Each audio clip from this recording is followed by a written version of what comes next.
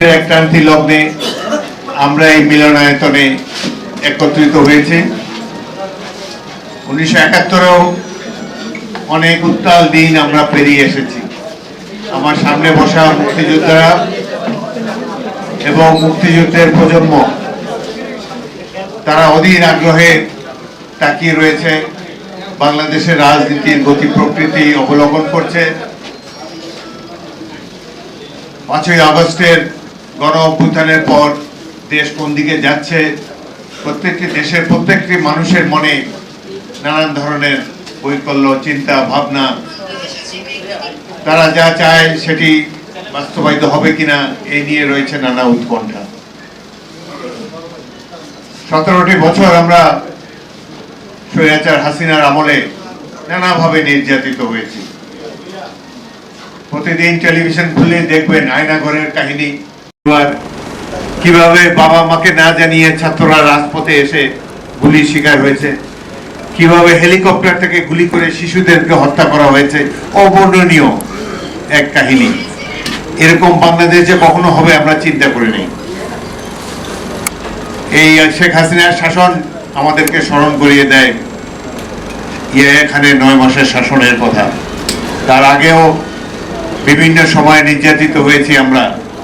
আমাদের ভাষার দাবি পদদলিত হয়েছে, গণতন্ত্রের দাবি বারংবার পদদলিত হয়েছে, নির্বাচনের কোনো অর্থই হয় না, আমাদের ভোটের কোনো মূল্য ছিল না।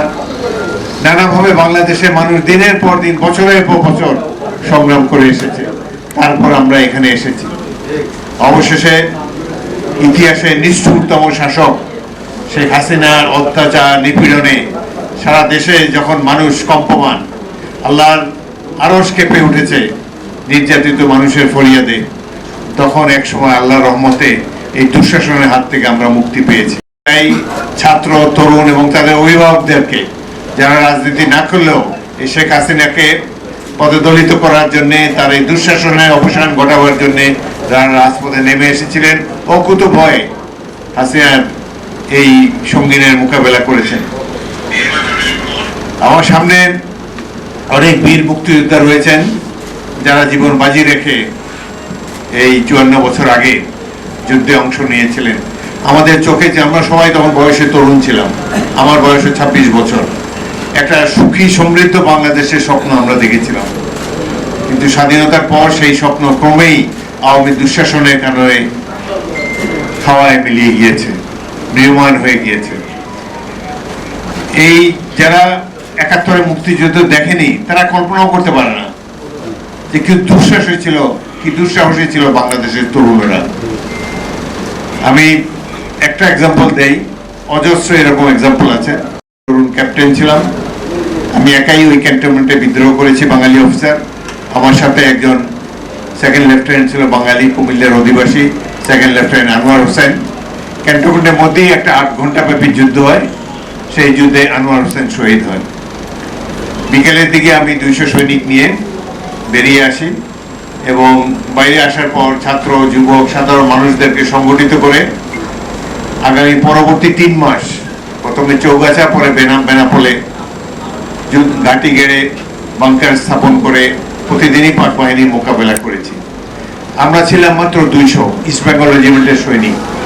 ক্যান্টনমেন্ট থেকে বের হওয়ার পর থেকে হাজার হাজার ছাত্র, যুবক সব দৌড়ে এসেছে। তারা বলে, স্যার অস্ত্র দেন, যুদ্ধ করব। সেই যে সাহসী তরুণেরা, বিশেষ করে ছাত্ররা, এদের চেহারা এখনো চোখের সামনে ভাসে। আমার অস্ত্র ছিল কম, 600 জনকে আমি ছাত্রকে রিক্রুট করেছিলাম আমার সেনা দলে। তাদেরকে মাত্র 1.5 মাসের ট্রেনিং দিয়েছি। 1.5 মাস ট্রেনিং এর পর তারা দুঃসাহসী মুক্তিযোদ্ধা হয়েছে। এই 600 জনের মধ্যে 100 জন সম্মুখ যুদ্ধে জীবন দিয়েছে। এদের কথা যখন ভাবি, অধিকাংশই গ্রামীণ যুবক, শহরের টেলিভিশনে পাদপ্রদীপে তাদেরকে কখনো দেখা যায়নি। সাধারণ মানুষ তাদের পরিচয় জানে না। আমাদের দেশে নষ্ট রাজনীতিতে এই যে তরুণদের অবদান, একটা স্বাধীন দেশ গড়ে দিয়ে গেল, এদের মূল্যায়ন হয়নি। প্রবীণ মুক্তিযোদ্ধা রয়েছেন, আপনারা এখনো যে আগ্রহ রাখেন, এখনো যে দেশটাকে গড়তে চেয়েছিলেন, সেই দেশের সমৃদ্ধি দেখার জন্য এখনো অপেক্ষা করে আছেন। পরবর্তী প্রজন্ম, মুক্তিযুদ্ধের প্রজন্মকে প্রশিক্ষিত করছেন, তাদেরকে উৎসাহিত করছেন, এটাই আমাদের জন্য অত্যন্ত গর্বের বিষয়। এই 1.5 মাসের ট্রেনিং দেওয়া ছাত্রদেরকে, যারা একটা রাইফেল স্পর্শ করে কখনো দেখেনি, তাদেরকে নিয়ে জামালপুরে একটি শত্রু ঘাঁটি কামালপুর আমরা আক্রমণ করেছিলাম। মনে করেন যে আমরা যেখানে বসে আছি এটা হলো পাকিস্তানিদের বাংকার। এখান থেকে এটার উপরে রয়েছে কংক্রিটের ছাদ, অর্থাৎ ছোটখাটো মোটর ফিল্ড গানের গোলাতে কিছুই হয় না, তারা মজবুত বাংকার করে সেখানে আছে। সামনে মাইন ফিল্ড, এই মাইন ফিল্ডে পা দিলেই আপনি উড়ে যাবেন।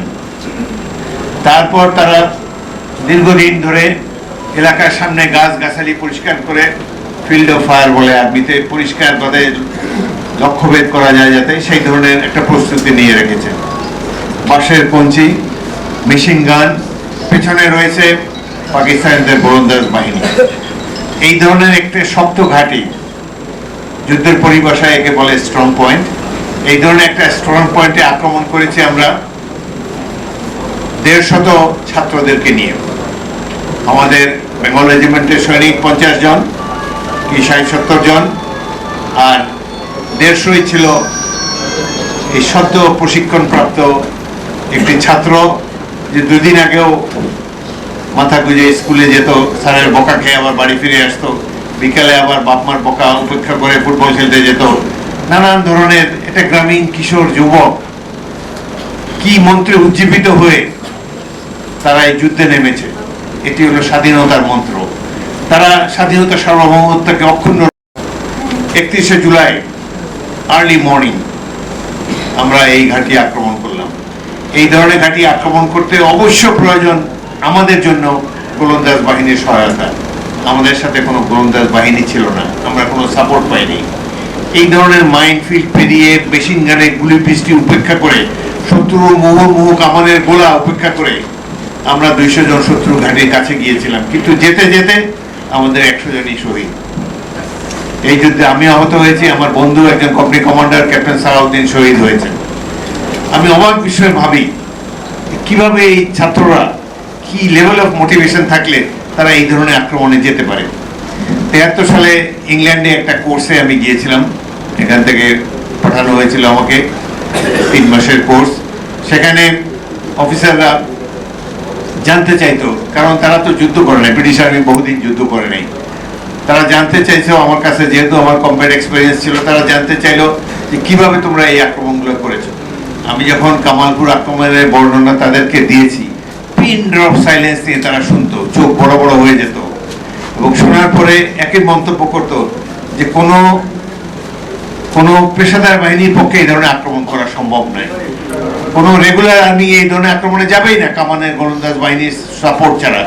একমাত্র যারা সুইসাইড স্কোয়াড, দেশের স্বাধীনতার জন্য যারা জীবন উৎসর্গ করতে পাগল পারা, সেই ধরনের দুঃসাহসী যুবকেরা, তরুণরাই পারে এই ধরনের আক্রমণ পরিচালনা করার জন্য। আপনারা জানেন আধুনিক যুদ্ধ বেতার সেটের মাধ্যমে পরিচালিত হবে। আমার বেতার সেটটা ক্যারি করছিল সিরাজ বলে এক তরুণ সৈনিক, আমার পাশে উলফত যেরকম বসে আছে 6 ইঞ্চি দূরে, সেও 6 ইঞ্চি দূরে ওই বেতার যন্ত্রটা বহন করে আমার সাথে চলছিল। আমার হাতে হ্যান্ডসেটটা শুধু ছিল। হ্যান্ডসেটে আমি কথা বলার চেষ্টা করছি অন্য কমান্ডারদের সাথে, জিয়াউর রহমানের সাথে কথা বলার চেষ্টা করছি। গা ঘেঁষাঘেঁষি 6 ইঞ্চি পাশাপাশি, হঠাৎ দেখি তার শরীরের নীলমাঙ্গ উড়ে গিয়েছে, মাইনফিল্ডের উপরে এসে পড়েছে, তার শরীরের অর্ধেক মুহূর্তে উড়ে গেল। ঘটনাস্থলেই সে মৃত্যুবরণ করলো সিরাজ। তার এখানে দুঃখ করার সময় নাই, শোক করার সময় নাই। সামনে শত্রু, মেশিন গানে গুলি আসছে, কামানের গোলা পড়ছে, তাড়াতাড়ি ওয়ারলেসেরটা আরেকজনের কাঁধে দিয়ে আমরা শত্রুর দিকে গেলাম, সামনের কয়েকটি বাংকার দখল করলাম।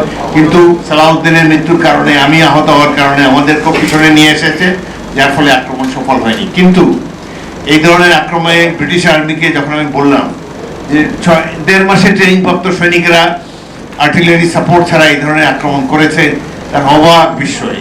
আমাদের জাতি, তাদের চোখে যে সম্মানবোধ দেখেছি, এটি আমাদের জাতির গৌরব।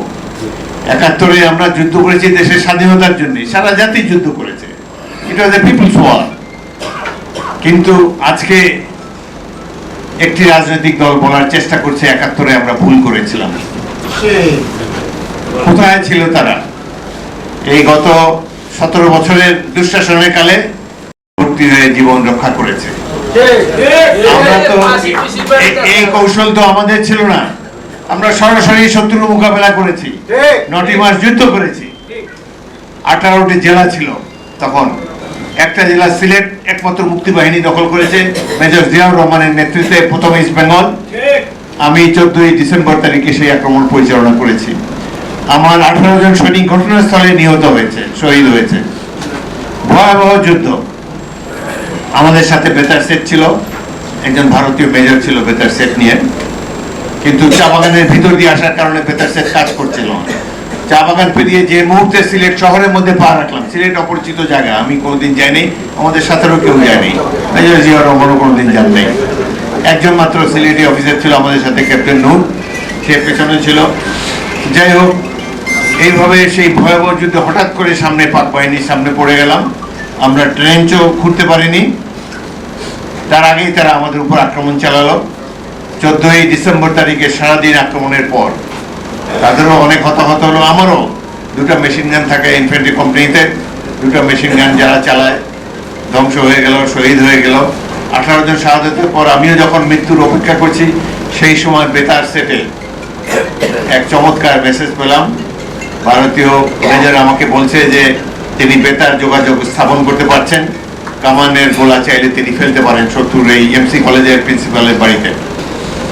আমি বললাম যে হাতাহাতি যুদ্ধ চলছে, এখন আর কামানের গোলার প্রয়োজন নেই, যদি সম্ভব হয় একটা এয়ার সর্টি সামনের এই পাকিস্তানিদের বাংকারের উপরে আনা যায় কিনা। আধা ঘন্টা পরে 2টি ভারতীয় মিগ বিমান এসে 15 মিনিট ধরে গোলা নিক্ষেপ করে এই এমসি কলেজের প্রিন্সিপালের বাসায় যে পাক বাহিনীর ঘাঁটি ছিল, সেই গোলাবর্ষণ এবং বিমান যখন লো ডাইভ করে সেই যে শব্দ, ভয়াবহ শব্দ যায়, এই ভয়াবহ শব্দে পাক বাহিনী সাদা পতাকা উড়িয়ে সারেন্ডার করলো। সেদিন জীবনে রক্ষা পেলাম। অলৌকিকভাবে অনেকবার বেঁচে গিয়েছি, অনেক সাহসী তরুণ দেখেছি। এখানেও যারা অনেকে আছেন এখন তাদের পক্ষ কেশ, চুল দাড়ি সব সাদা হয়ে গিয়েছে, কিন্তু এই অমিত বিক্রমে বাঙালিরা যুদ্ধ করেছে, এটি যে কোনো জাতির জন্য অত্যন্ত গৌরবের। পাকিস্তান স্বাধীন হয়েছে মাউন্ট ব্যাটেনের নেতৃত্বে ব্রিটিশ আমলে, টেবিলের উপরে ম্যাপের উপরে আঁকুবুকি করে 2টি দেশ সৃষ্টি হয়েছে। কিন্তু এই যে মেশিন গানের সামনে বুক পেতে দিয়ে শত্রুর সাথে হাতাহাতি বাংকারে গিয়ে লড়াই করে এই বাঙালি যাদেরকে নন মার্শাল রেস বলে সবাই উপহাস করত, এই জাতি যে বীর বিক্রমে যুদ্ধ করতে পেরেছে 71-এ, সে এক গৌরবের ইতিহাস। আজকে লক্ষ্য করেছে দুঃখের সাথে 73 থেকে 72 থেকেই এই সাহসী যুবকদের কথা ভুলিয়ে দেওয়ার জন্য, মুক্তিযুদ্ধের গৌরবময় উপাখ্যানকে ভুলিয়ে দেওয়ার জন্য তৎকালীন আওয়ামী লীগের সরকার চেষ্টা করেছে। তারা বোঝাতে চেষ্টা করেছে যে কেবলমাত্র তাদের নেতাদের বক্তৃতাতেই দেশটা স্বাধীন হয়ে গিয়েছে। এই যে লক্ষ কোটি মানুষের যে আত্মত্যাগ, সারা জাতি যে যুদ্ধ করতে পারে, এই বর্ণনা ইতিহাস বইতে আপনি খুঁজতে পাবেন না। বাংলাদেশের বেশ কয়েকটি রাজনৈতিক দল আছে, ক্ষুদ্র তাদের কলিজা, এরা সব কৃতিত্ব তারা নিজেরাই নিতে চায়, কাউকে কোনো কৃতিত্ব দেবে না। বিশেষ করে গ্রামীণ যুবক, গুলশান, বনানী, বাড়িধারায় যারা থাকে না, যারা বিগত অট্টালিকাতে এসিতে বসবাস করে না, যাদের পা নগ্ন পথ, গায়ে শুধু একটি গেঞ্জি, পরনে একটি লুঙ্গি, হাতে একটা রাইফেল আমরা ধরিয়ে দিয়েছিলাম। প্রকৃত মুক্তিযোদ্ধার চেহারা হলো এই। এরা যে বীর বিক্রমে যুদ্ধ করেছে, ইতিহাসে এটি লিপিবদ্ধ হয় নাই কেবল রাজনৈতিক দলের নেতাদের কুচক্রের কারণে। তারা চেষ্টা করেছে শুধু তাদের নেতাদেরকে গ্লোরিফাই করার জন্য। এই ধরনের চলতে চলতে অবশেষে আমরা এই জুলাই যায়, এই ভয়াবহ শব্দে পাক বাহিনী সাদা পতাকা উড়িয়ে সারেন্ডার করলো। সেদিন জীবনে রক্ষা পেলাম। অলৌকিকভাবে অনেকবার বেঁচে গিয়েছি, অনেক সাহসী তরুণ দেখেছি। এখানেও যারা অনেকে আছেন এখন তাদের পক্ষ কেশ, চুল দাড়ি সব সাদা হয়ে গিয়েছে, কিন্তু এই অমিত বিক্রমে বাঙালিরা যুদ্ধ করেছে, এটি যে কোনো জাতির জন্য অত্যন্ত গৌরবের। পাকিস্তান স্বাধীন হয়েছে মাউন্ট ব্যাটেনের নেতৃত্বে ব্রিটিশ আমলে, টেবিলের উপরে ম্যাপের উপরে আঁকুবুকি করে 2টি দেশ সৃষ্টি হয়েছে। কিন্তু এই যে মেশিন গানের সামনে বুক পেতে দিয়ে শত্রুর সাথে হাতাহাতি বাংকারে গিয়ে লড়াই করে এই বাঙালি যাদেরকে নন মার্শাল রেস বলে সবাই উপহাস করত, এই জাতি যে বীর বিক্রমে যুদ্ধ করতে পেরেছে 71-এ, সে এক গৌরবের ইতিহাস। আজকে লক্ষ্য করেছে দুঃখের সাথে 73 থেকে 72 থেকেই এই সাহসী যুবকদের কথা ভুলিয়ে দেওয়ার জন্য, মুক্তিযুদ্ধের গৌরবময় উপাখ্যানকে ভুলিয়ে দেওয়ার জন্য তৎকালীন আওয়ামী লীগের সরকার চেষ্টা করেছে। তারা বোঝাতে চেষ্টা করেছে যে কেবলমাত্র তাদের নেতাদের বক্তৃতাতেই দেশটা স্বাধীন হয়ে গিয়েছে। এই যে লক্ষ কোটি মানুষের যে আত্মত্যাগ, সারা জাতি যে যুদ্ধ করতে পারে, এই বর্ণনা ইতিহাস বইতে আপনি খুঁজতে পাবেন না।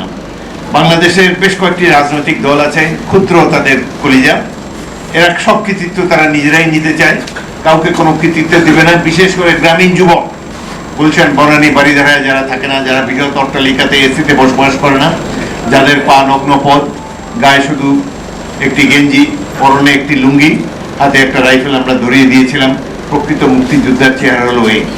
এরা যে বীর বিক্রমে যুদ্ধ করেছে, ইতিহাসে একটি লিপিবদ্ধ হয় নাই কেবল রাজনৈতিক দলের নেতাদের কুচক্রের কারণে। তারা চেষ্টা করেছে শুধু তাদের নেতাদেরকে গ্লোরিফাই করার জন্য। এই ধরনের চলতে চলতে অবশেষে আমরা এই জুলাই আগস্টে এসে এই হারমাদ বাহিনীর স্বৈরাচারের মোকাবেলা করতে পেরেছি। সারা জাতি আবার মাঠে নেমেছে। এটি 1-1.5 মাসের যুদ্ধে বাংলাদেশ দ্বিতীয়বারের মতো স্বাধীন হয়নি। 17 বছর বিএনপি এবং অন্যান্য বিরোধী দল কত সংগ্রাম করেছে। আমি নিজে 5 বার জেলে গিয়েছি। আমাদের নেতা কর্মীদের অসংখ্যবার আমরা কারাগারে নিক্ষিপ্ত হয়েছি, গুম হয়েছে, নিহত হয়েছে, মিথ্যা মামলায় বারংবার। 18 সালে একটা নির্বাচন দিয়েছিল শেখ হাসিনা, তার আগে দেখি কয়েক হাজার নির্বাচন করতে গিয়েছে, দেখি আমার 4000 লোক, আমার 4000 কর্মী, তারা গায়েবী মামলার আসামি। হাইকোর্টে দৌড়াদৌড়ি করলাম, 300-400 মতো জামিন নিতে পারলাম, বাকি অধিকাংশ এলাকায় যেতে পারেনি। দিনের ভোট সেবা রাতে হয়েছিল, আগের রাতে ভোট টোট দিয়ে সেরেছে। এইভাবে নির্বাচনের নামে তারা প্রহসন করেছে। এই কারণে আল্লাহর গজব তাদের উপরে পড়েছে। শেখ হাসিনাকে এখন আবার শুরু হয়েছে এক নতুন সংগ্রাম, 17 জনগণের ভোটাধিকার ফিরে পাওয়ার জন্য। এখন যখন নির্বাচনে দ্বার প্রান্তে আমরা উপনীত, প্রফেসর ইউনূস, তাকে আমরা খুবই সম্মান করি। প্রথম দিকে তিনি নির্বাচন দিতে চান নাই। কিছু কিছু লোক তাকে কুমন্ত্রণা দিয়েছে যে আপনি আজীবন থাকেন কিংবা 10 বছর থাকেন। তারও শখ হয়েছে, মন্দ কি, এইভাবে যদি পতাকা উড়ানো যায়, এয়ার কন্ডিশনের মধ্যে থাকা যায়, প্রতি মাসে বিদেশ সফর করা যায়, আত্মীয় স্বজনকে মন্ত্রী বানানো যায়, উপদেষ্টা বানানো যায়, রাষ্ট্র ক্ষমতায় যে বেহিসাবি কত ধরনের তৎপরতা দেখা যায়, তখন তারও ধারণা ছিল যে এইভাবেই বোধহয় চলবে। কিন্তু 13 মাস অতিবাহিত হওয়ার পর প্রফেসর ইউনূসও উপলব্ধি করেছেন যে এই দেশে সংস্কার করা সম্ভব নয়, একমাত্র রাজনৈতিক দল পারে এই দেশকে ঠিক করতে। তারা এই যে কোটি কত লোককে বসিয়ে দেওয়া হলো, তাদের পিএইচডি ডিগ্রি থাকতে পারে, জনগণের সাথে কোনো পরিচয় নেই।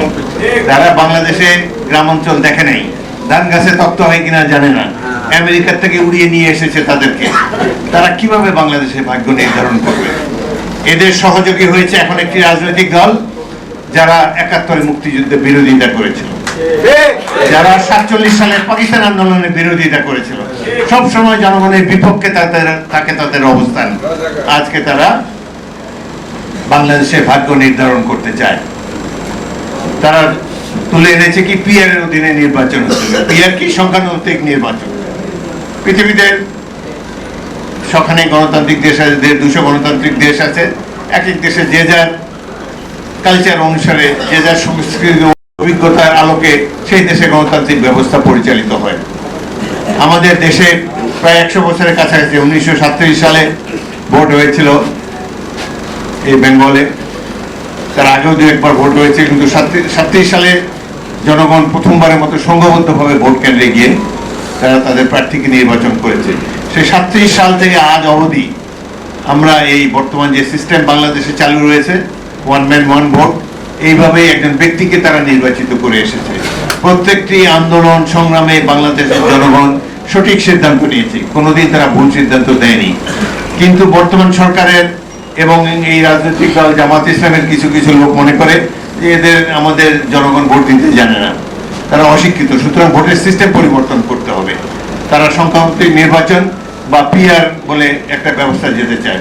আমাদের আশেপাশে কোথাও পিআর নাই, আছে নেপালে ছিল, সেখানে 2 বছরে প্রায় 10টি সরকার এসেছে আর গিয়েছে, অবশেষে তাদের প্রাক্তন মন্ত্রী প্রধানমন্ত্রী কয়েকজনকে পুড়িয়ে মেরেছে। বোঝা যায় এটি একটি দুর্বল সরকার, এই সিস্টেম স্যুট করে না। সেটি ছিল নেপালে, আরেকটা ছিল শ্রীলঙ্কাতে, সেখানেও একই অবস্থা হয়েছে, জনরোষের সরকার পতন হয়েছে। পাশের দেশ ভারত, যাদের বুদ্ধিতে এই সমস্ত কথাবার্তা বলে, সেখানে কিন্তু পিআর নাই, সেখানে বাংলাদেশের মতোই নির্বাচন হয়। গণতন্ত্রের মাদার কান্ট্রি যুক্তরাজ্যে এই বাংলাদেশের মতো সিস্টেমে ভোট হয়। যদি এই পিআর সিস্টেম এতই ভালো থাকতো, তাহলে যারা 200-300 বছর ধরে যারা গণতন্ত্র প্র্যাকটিস করে এসেছে, তারা তো এই ব্যবস্থাতে, এই সংখ্যানুপাতিক নির্বাচনই তাদের দেশের জন্য গ্রহণ করত।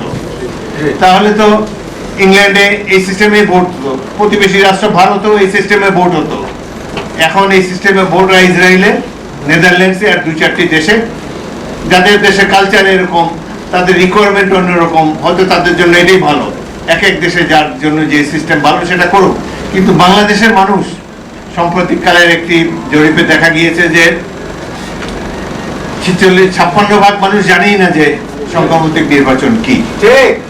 সুতরাং এই ধরনের একটি ব্যবস্থা যদি বাংলাদেশের উপরে চালিয়ে দেওয়া হয়, এটি অন্যায় করা হবে।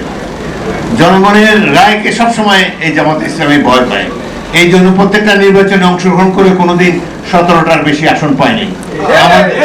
আমাদের দল বিএনপি যখন লেজে গোবরের অবস্থা হলো, সবসময় বিপুলভাবে 4 বার তো জনগণের ব্যাপক সমর্থন নিয়ে আমরা রাষ্ট্র শাসনের দায়িত্ব পেয়েছি। 1996 সালে অনেক লেজে গোবরের অবস্থায় আমরা নির্বাচন করে 120টি আসন পেয়েছি। তখন এই জামাতে ইসলামী, আওয়ামী লীগ ঐক্যবদ্ধভাবে বিএনপিকে প্রতিরোধ করার চেষ্টা করেছিল। আমরা সবসময় জনগণের রায়কে মাথা পেতে নিই।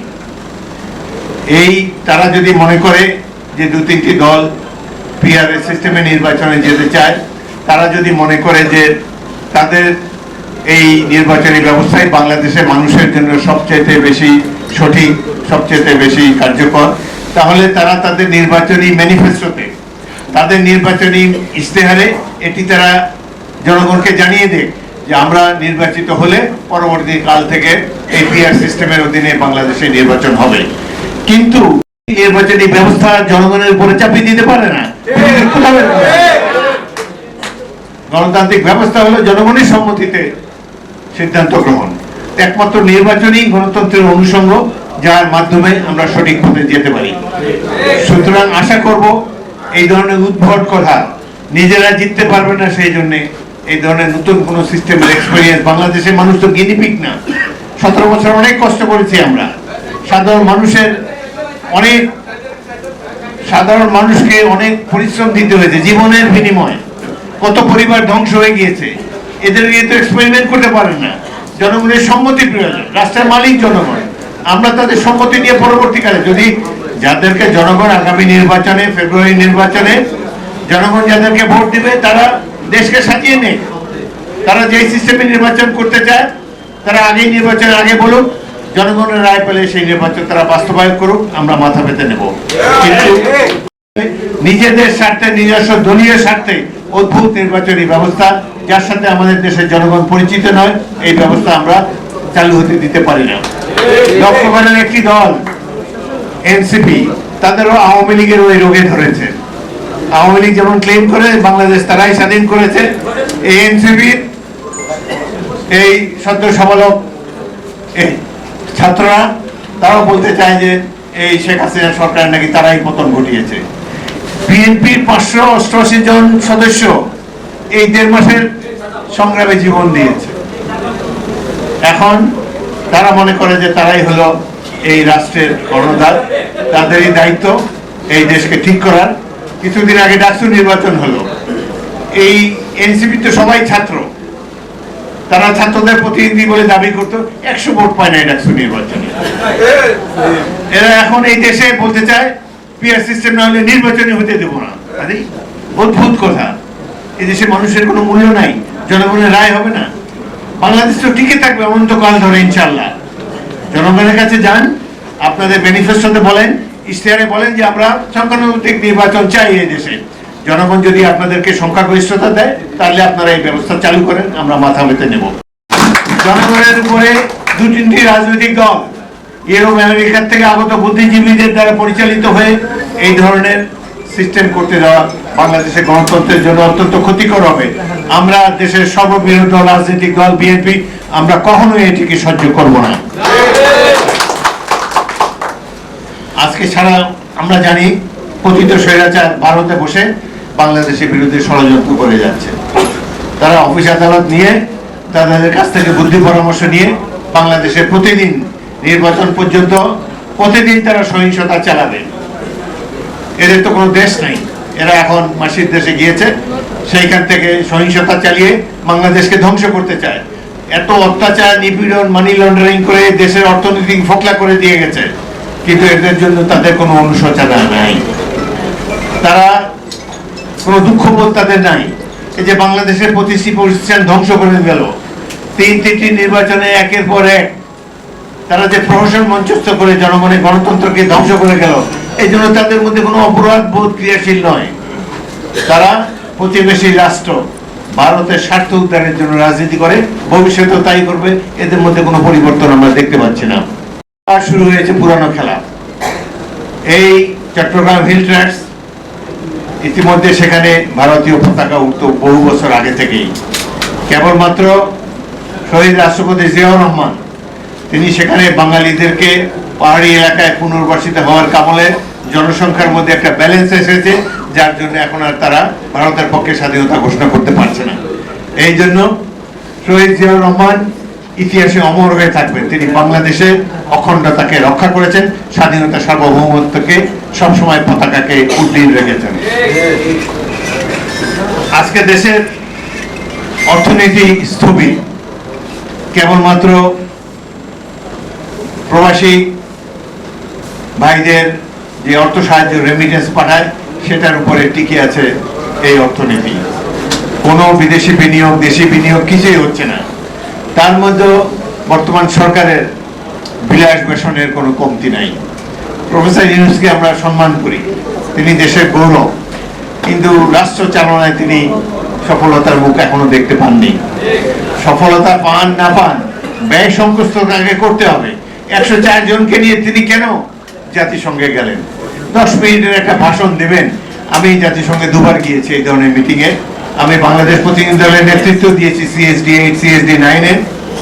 সেখানে বিশেষ করে এখন যে অধিবেশন চলে, অনেক রাষ্ট্রের যারা কর্ণধার তারা জানি না এখানে। এটা একটা মেটো বক্তৃতা দেয় 10 মিনিটের, এটা কেউ শোনে কেউ শোনে না। কোনো গুরুত্বপূর্ণ রাষ্ট্র হলে শোনে। এবং বিশেষ করে বাংলাদেশ যখন বক্তৃতা দেয়, দুঃখ হলেও সত্য, অতীতের সরকারগুলোর আমলে, প্রেসিডেন্ট জিয়াউর রহমানের সরকার ছাড়া অন্যান্য যেসব সরকারের আমলে জাতিসংঘে গিয়েছে বাংলাদেশ প্রতিনিধি দল, বক্তব্য দিয়েছে, ওই সময় লোকজন উঠে চলে যেত। এই দুর্বল রাষ্ট্রগুলো কখন বক্তৃতা দেবে ওই সময় কেউ থাকে না জেনারেল অ্যাসেম্বলিতে। এই ধরনের একটি অপ্রাসঙ্গিক একটি মিটিং এর জন্য 104 জনের বিরাট লটবহর নিয়ে গিয়েছে।